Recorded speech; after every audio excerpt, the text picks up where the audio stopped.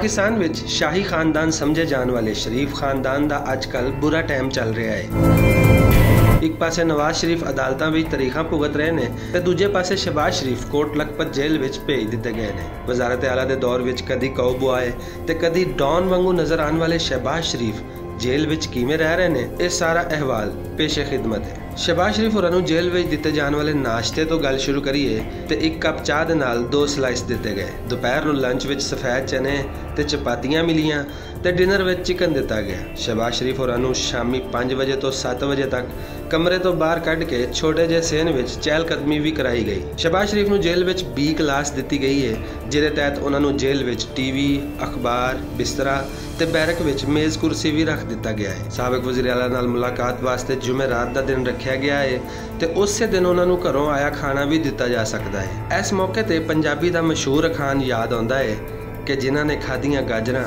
ढिड उन्हां दे पीड़।